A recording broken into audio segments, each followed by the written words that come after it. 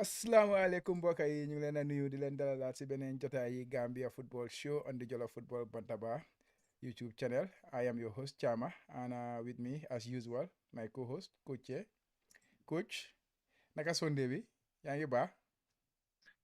Alhamdulillah, Chama Sunday baa ngi ne sant yàlla xanaa bari liggéey bari liggéey bari loolu laa liggéey gis. trop xam nga alhamdulillah ay sant yàlla bu baax di la nuyu itam di la ziar di la ne di la nuyu ñaari loxo ne asalaamaaleykum parce que tey yaa ngi suñ crew bi Right. kilifa nga tey borom soxna nga di nuyu suñu audience yi ñi nga xam ne waxtu bi ñu ngi ñëw follow on the Jollof Football Bantaba ñu leen seen programme Gambia Football Show waaw di leen daal Chama waaw ñu dox fii tey yaakaar naa lu ñu am xaw naa sakan tuuti de ah.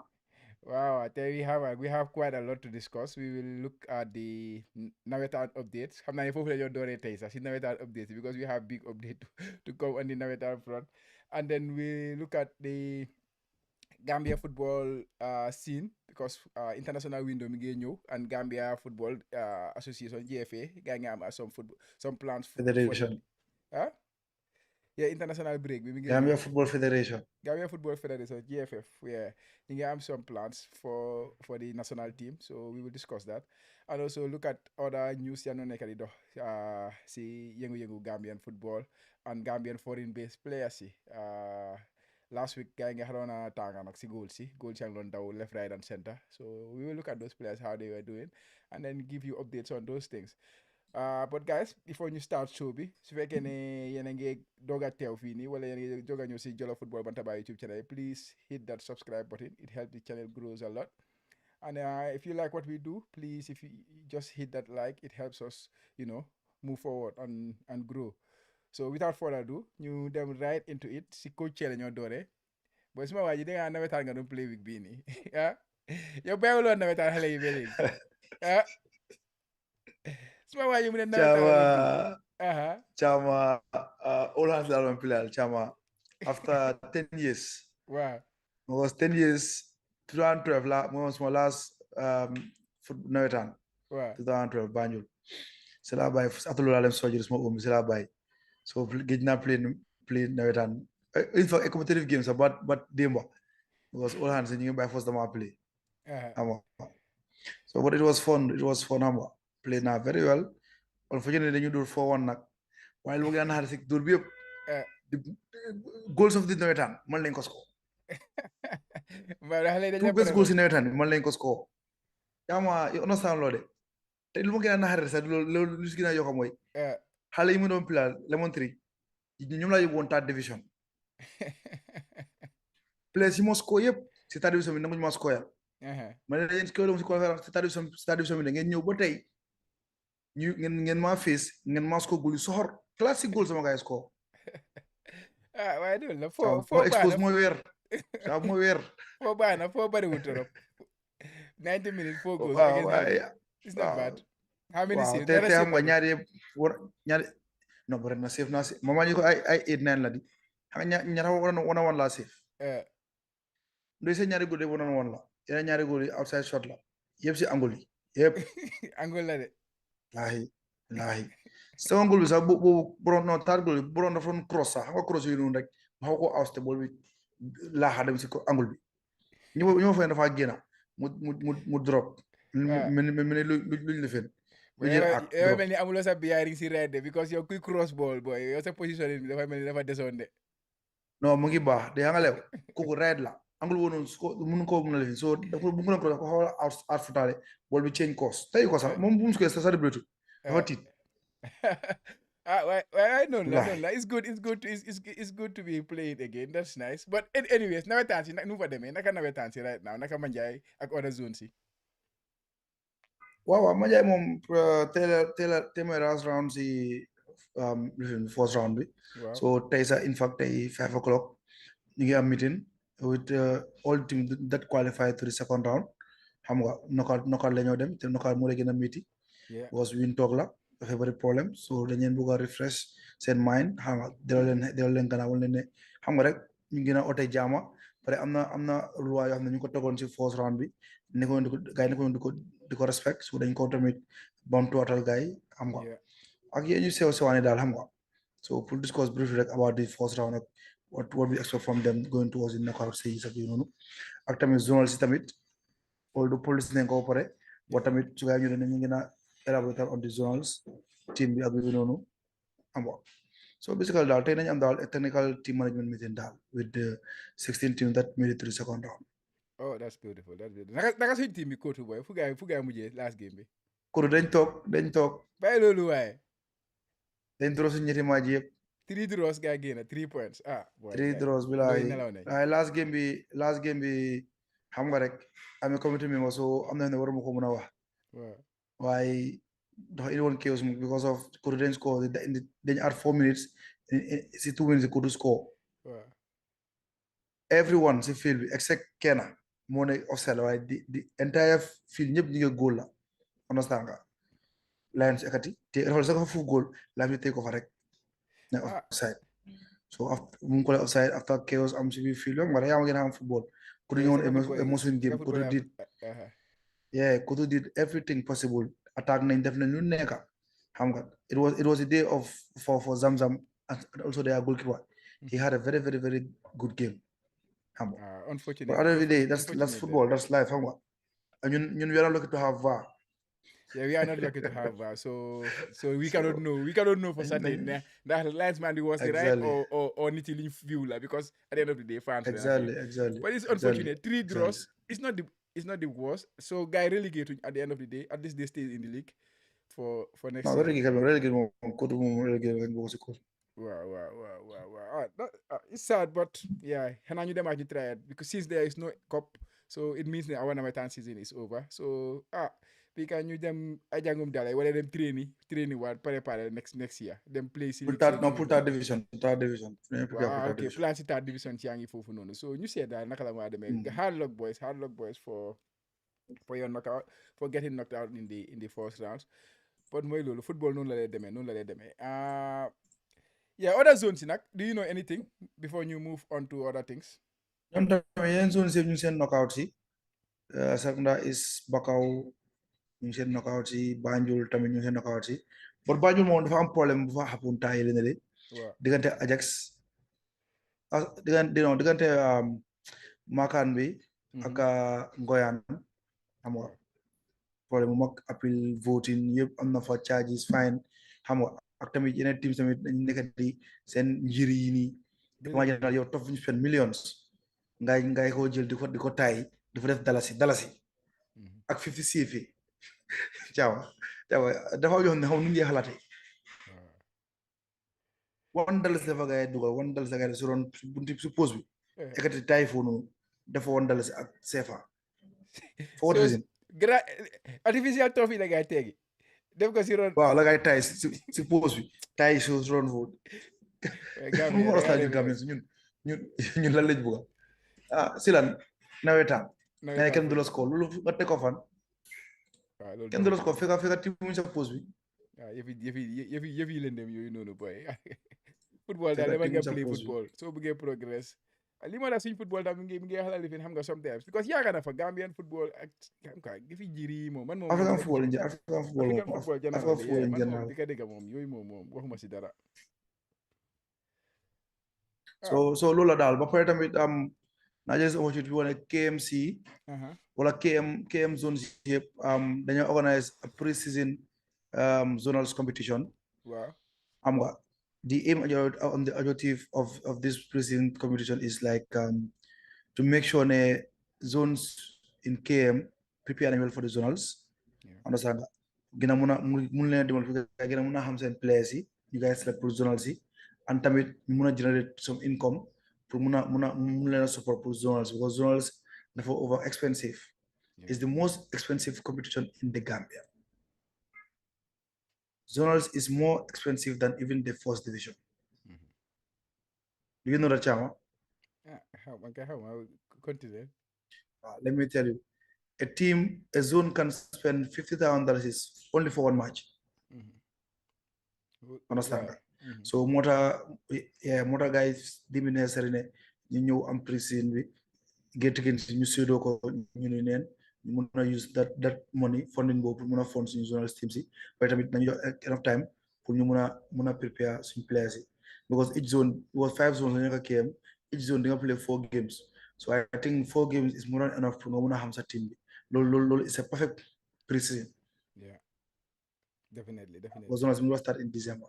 So zone living be this pre-season zone is gonna start on the 7th of November, which is next week Monday.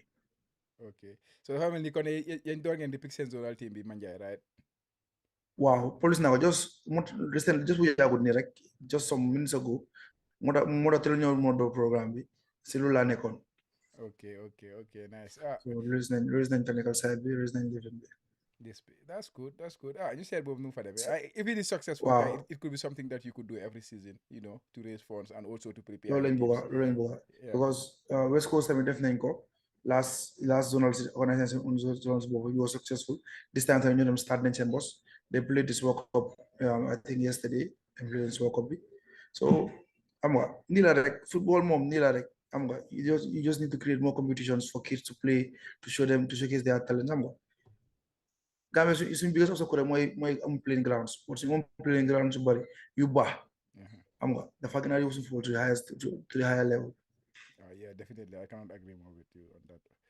Definitely. Yeah. But now you move on to the national team front. Gambia national team. As we know, there will be the World Cup. Will start in November. It's about in 2 weeks or 3 weeks time. The World Cup is almost here, but there is not a lot of attention on it because of the league football. I think it's not right to have the World Cup in the middle of the season, but it is what it is.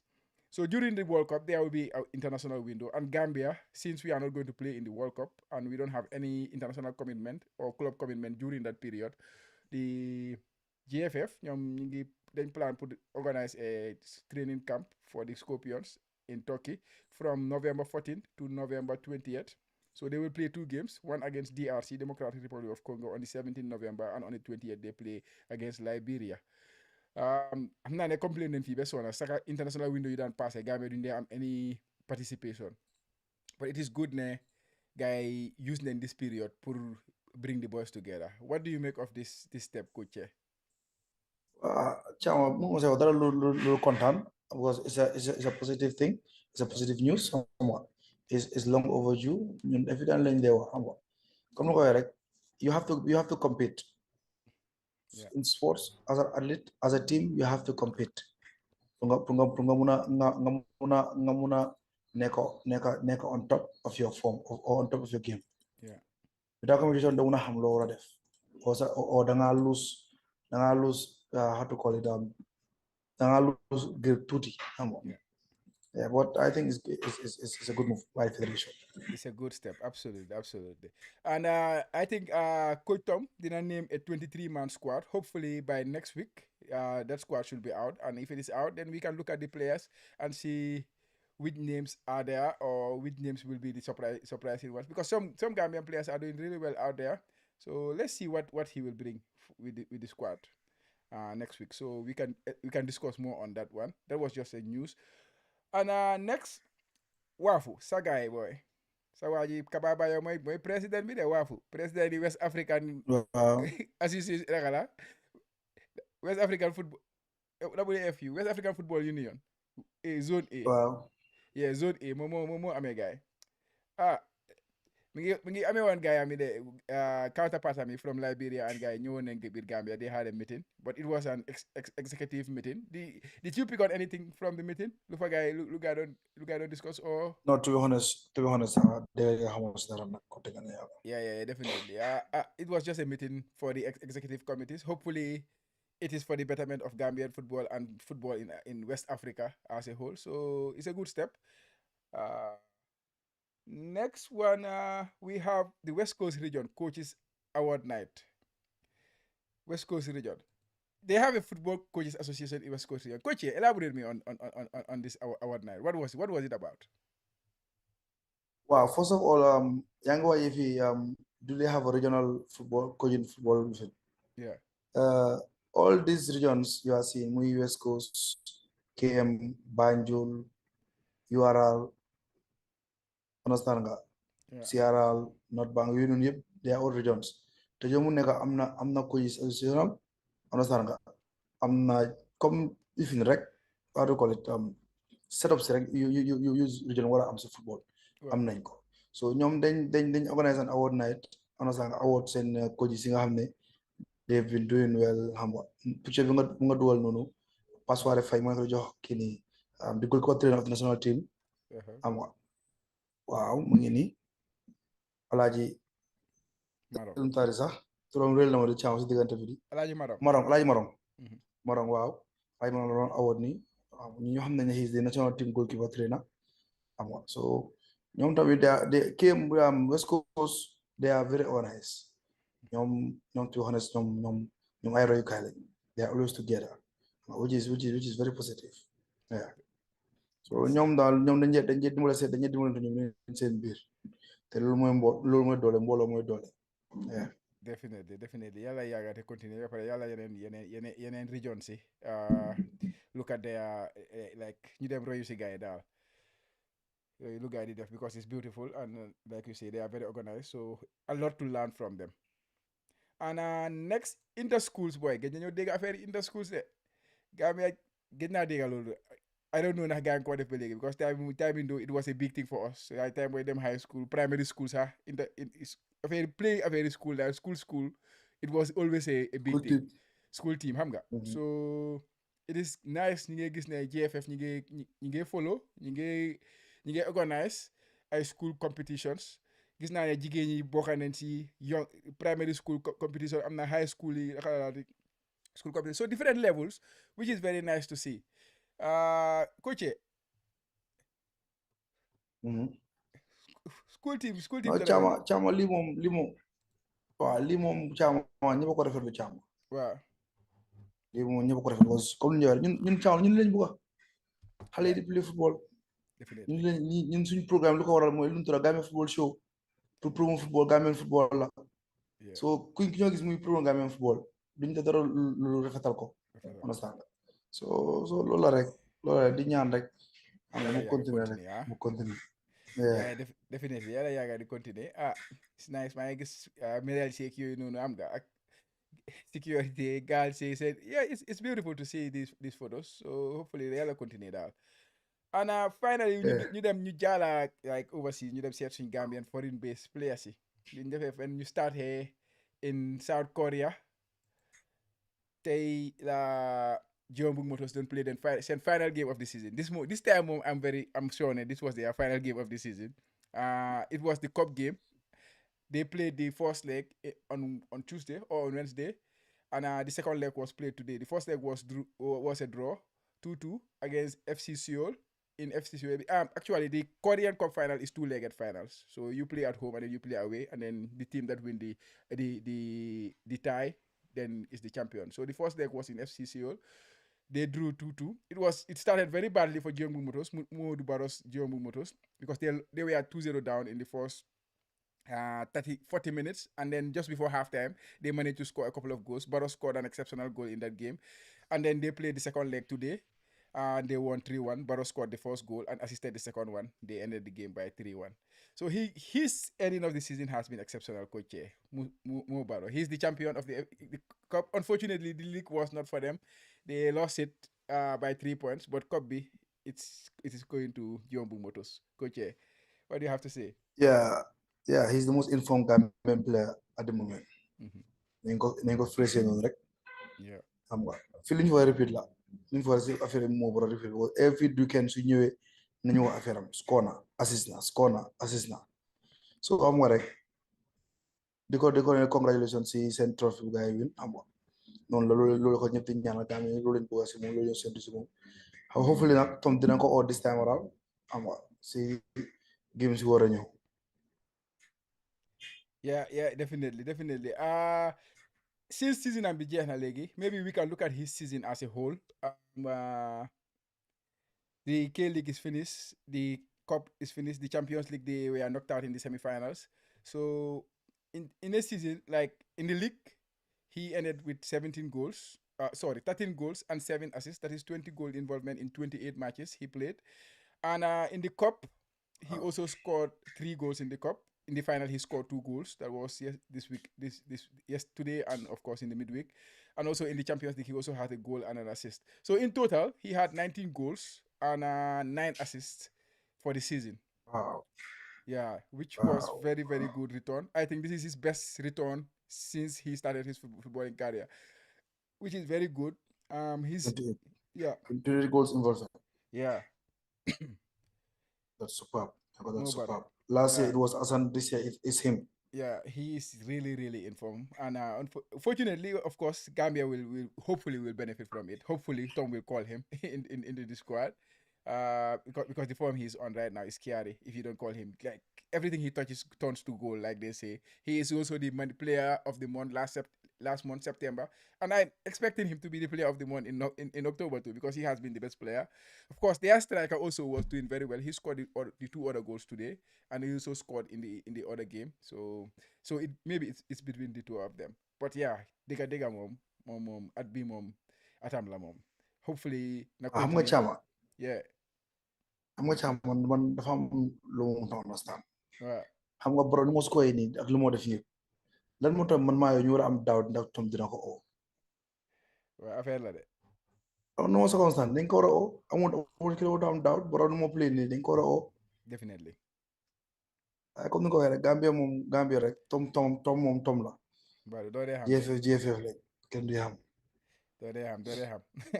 Well, yeah, I think he should be in the team. So if Nekute is gonna be too much of a if I nekk benn coow bu mag la moo nekk kii football bu nekk di play right now. Why doo dee xam gars ñeme nañ ko de ñeme nañ koo ñàkk. Coow du mujjee fen tamit. Coow du mujjee fen cooy Gambia. Wow, money. But anyways, gache ngalama Mo Barrow for the wonderful season you had in Korea. Hopefully, ci kaw sa kanam nga continue ko into the next season, and also nga bring form boobu into the Gambian squad as because we are in a very critical situation. We lost our last qualifiers, if you remember. So, and we are going into a very difficult phase where we have to play Mali back to back. So players like him are gonna be crucial in those fixtures. Anyways.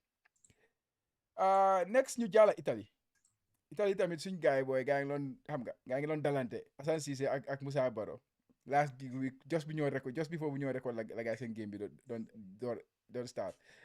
Moussa Barrow came out on top 2-0. He got the assist for one of the goals. Assane he worked hard in that game, but unfortunately it was not a day for them. And they also lost this weekend against Inter Milan. That was Juventus. against Juventus 1-0. Yeah, exactly. Against Juventus they lost 1-0. Moussa Barrow won't play good. We gotta play later in like on Monday. Coach, did you watch the game between Bologna and Lecce? Yeah, I watched the first half, but it was very one-sided. It was very one-sided. So after my watch a job, diggante mo watch a job di aga manjay si part bi mo rek nawetan bi mo don xaar. So bu ma sa second half. Yeah, but what was nice to see both Gambian some but Happy Fall tamit mu fon suñu waji Happy Fall. Wow. He was also present there. Mo siran match bi. So it's nice. It's nice to see our brothers doing it together in the highest level. Yeah, they got. As what you mom sir. Yeah. Okay, next new them to man, you lost the boy. Wow, James Mohammed, he was in action last week. They won 3-2. He scored the first goal, the equalizer. They were 1-0 down, and then he scored the first goal for them. But before you were affair James, Anakini. Not Jama, no boy. But man, you lost it. Wow. Sa waji la say, but if I mean dama delete photo bi. I don't know. Naka to that. Kalla. Sampdoria. Omar Koli. Yeah. Montag he scored the winning goal in Sampdoria's 1-0 win against Italy's team to that. Team to that, I can pronounce it. Cremonese. Cremonese. They are at the bottom of the table, 20th. Sampdoria, they are struggling, to be honest. 18th. They are in the relegation spot right now, and they played yesterday against Inter. They lost 3-0. But yeah, they got their first win, and Omar Koli was the scorer of the winning goal. Yeah, it's good to see him in the goals. Of course, we know him for defending, but xam nga, especially if your team is struggling, can you score and keep the clean sheet? That's a big one, right? Yeah, it's a big one. It's a big one. Definitely. No, James moom jàmbaar a jàmbaar James moom solid man la. Yeah. Yeah, James. Wa dëgg ñu ngi jaxase affaire yi maa ngi wax Omar Colley laa nekkoon di wax noonu moom moo Omar score. Colley Omar waaw gisoon naa ko walaay mu nga célébré nag ndax ñoom tamit dañu xaw a ñu ngi ci mën a gis rek xam Yeah, nga Italie nu mel dafa garaaw Italie change place change mën a gis da ngay play wu jóge fii jëmale jëm Italie moom mu ngi roté wala garaaw waaye that's part of the game. it's part of the So game. ñaan rek gars yi tam continuer seen momentum bi da gars yi mën a stay away from the relegation zone. Yeah. They are struggling. Even they are just 2 points off 17 place Lecce. That is San Francisco Lecce. So ñoom ñaar gars yi fa mel ni ñoom ñaar gars yi si relegation dog fight bi. But hopefully gars yi nañ génn foofu noonu. Bologna ji are 13 in the table. And AS Roma ñoom ñu ngi 6 moo nekk suñ beneen waa ji naka la waati. Dabo moom mi ngi injury right now. But next nga ne waaw James lañ doon wax James moom tam dafa score his first goal for his team naka la team bi tuddaatu waay dama ne fàtte team bi Horsens they are ñoom tamit gars ngi ninth in the Danish league and he scored his first goal for them this season which was a very good goal for a defender. Did you see the goal? I didn't see the goal. It was a very good Chama goal. dégg nga nawetaan ba ma téye Chama. Nawetaan balati I Chama know nawetaan liggéey boppam la. Nawetaan liggéey boppam la. Yeah. Next you were about Messi boy. My gis ne guy ko promote si guys and first team bi. He used to come from the under 21s and then participate in the first team, but now he's fully integrated into the first team.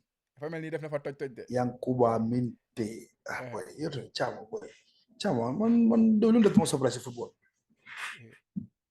No, fu mu àgg si football moom so surprised seriously. He has all the attributes to be a world class player. Trust me. Kon ñu ñaanal ko ñu seet fu fan la mu mujjee kon. No, yàlla baax na yàlla baax na. But anyways, use tamit maa ngi gisoon affaire am Boa Vista they are struggling nag in Portugal suñ team yi nag gaa ngi struggle but he is back. He has been back for a while now, but he's back into, he's now normal. He's playing regularly. He was involved in their last game. They lost the game 3-2. He got an assist in the game and started the game, played about 80 minutes before getting subbed off, which is also good to see him back in their lineup. Yusuf Njai. Okay. Yeah, and suñ gars yu nekk fële ne tamit Estonia ñoom Stektam is doing very well. He was man of the match in their recent game. He made a lot of saves. I see Buba Jallo Falaboya Muko post about 9 saves in the game, which is very good to see also. But I think for this week, covering the main headlines about Gambian players new involved in league action over the last week. Anybody, kuma fate wa? No, yaakaar naa ne man de yaakaar naa ne moom you are good to go. Cover nañ ñëpp parce que right now moom local bi mu nga maa lay waaye international moom. boo yaa ko moom. Suma boor la mbaadu waaye naa try. But waaye kon de foog naa cover nañ everything for the show today. It is quite a lot of information, but quite a short one. It's not as long as the usual ones. Any final words before you close? Ma bàyyi la nga dem sa nawetaani. ci laa nekk nii sax jàmm nga rek di la jaajëfal suñu audience di leen ne ñu gën a how to call it ñu gën a subscribe gën a like bi tamit dafa important trop si vidéo bi xam nga di ko share tamit daf ñoo dimbale tamit ñu gën a grow xam nga comme mun nga waxee rek yéen ñu mën a dooleel xam nga ñu gën a mën a indi more news xam nga because war nañu mën a am suñu studio xam nga di stream live yooyu noonu yëpp ñu si plan si waaye tamit fu nga mën a am loolu noonu dafa am leen loo soxla xam nga so loolu rek loolu waaw yéen a ñu si mën a jàppale mën nañu dem ba nekk sax online TV yëpp mu si plan si doo dee xam waaye yàlla baax na but anyways guys yéen a ko dégga please don't forget to do what Coach say. Hit that like and subscribe button, and and what is it called, the notification bell, so that anytime we post a video on the Jollof Football Bantaba, you will be the first to know. So be hana ñu joxaat leen beneen jotaay next week Hopefully next week we will talk about the progress of the Navetan and the national team squad, which will be named by Tom over the course of the week, I believe. So guys, bi ñu déggoo ba beneen yoon coach ba ma bàyyi la léegi